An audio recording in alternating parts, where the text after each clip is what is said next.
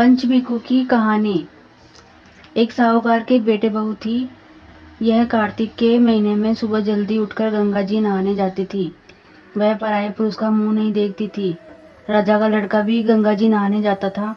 राजा का लड़का कहता कि मैं सुबह नहाता हूँ, मेरे से पहले कोई भी नहीं नहाता। जब 5 दिन कार्तिक के बीत गए तो उस दिन साहूकार के बेटे की बहू नहाकर जा रही थी और राजा का बेटा आ रहा था।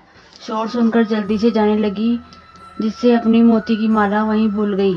राजा के बेटे ने वह मोती की माला देखी तो देखकर कहा कि यह माला किसकी है? जो इतनी सुंदर है तो पहनने वाली कितनी सुंदर होगी। बाद में सारी नगरी में ढिंढोरा पिटवा दिया कि यह माला जिसकी है वह मेरे पास 5 रात आएगी, मैं उसकी भी यह माला दे दूंगा। तो और खुद वहां तोते का पिंजरा टांग कर बैठ गया। सुबह साहूकारनी की बहू आई तो पहले पेड़ी पर पांव रखा तो बोली, अगर मेरे में सत है तो इसे नींद आ जाए। और भगवान ने उसका सत रख लिया और उसे नींद आ गई और वह नहाकर चली गई। राजा का बेटा उठकर बैठ गया और तोते से पूछा कि क्या ये वह आई थी? तो तोते ने कहा, आई थी। तो वह कैसी थी? तब तोता बोला कि अप्सरा जैसी बिजली, होली जैसी जलकामणी, गुलाब जैसा रंग। राजकुमार ने कहा कि आज तो मैं उंगली चीर कर लेट जाऊंगा, फिर मुझे नींद नहीं आएगी। दूसरे दिन वह उंगली चीर कर बैठ गया। जब वह आई तो भगवान से प्रार्थना करने लगी, तो इतना कहते ही राजकुमार को नींद आ गई और वह नहाकर चली गई। जब उसने उठकर तोते से पूछा तो उसकी कई सारी बातें बता दी। तब राजकुमार बोला, मैं आंखों में मिर्च डालकर बैठूंगा, और रात को मिर्च डालकर बैठ गया।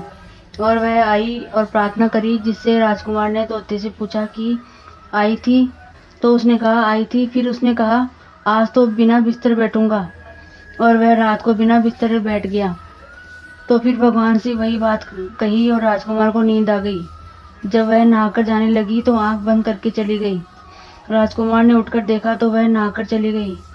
तो वह बोला कि आज तो मैं आज आग की अंगीठी रखकर बैठ गया। साहूकार की बहू आई। भगवान ने कहा कि चार रातों निकाल दी, परंतु आज की रात और निकाल दो। भगवान ने उसका सत रख लिया और उसे नींद आ गई। जब वह नहाकर जाने लगी तो वह तोते से बोली, पापी हत्यारे, से कह दिया कि तेरी 5 रात पूरी हो गई है, इसलिए मेरी मोतियों की माला मेरे घर भेज देना। फिर राजा ने तोते से पूछा कि वह आई थी? तो तोते ने कहा, वह आई थी और उसने अपनी माला मंगवाई है।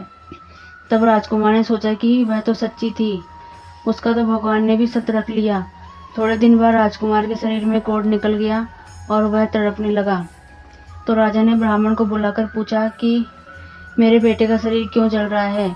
तब ब्राह्मण ने कहा, उस साहूकार की बहू को धर्म की बहन बना ले और उसके नहाए हुए जल से नहाए तो उसका कोढ़ ठीक हो जाएगा। राजा उसकी माला लेकर घर गया और साहूकार से कहा कि यह माला आपकी बहू की है और उसने नहाए हुए जल से मेरे बेटे को नहला दो। साहूकार ने कहा, वह तो किसी पराये का मुंह नहीं देखती। इस नाली के नीचे राजकुमार को बैठा देना, जब वह नहाएगी तो ऊपर से वह पानी गिर जाएगा। बाद में राजकुमार बैठ गया और नहाया तो उसकी चंदन जैसी काया हो गई। हे पंचभिक्षु देवता, जैसा साहूकार की बहू का सत रखा वैसा सबका रखना। कहते सुनते हुकारा भरते अपने सारे परिवार का सत रखना।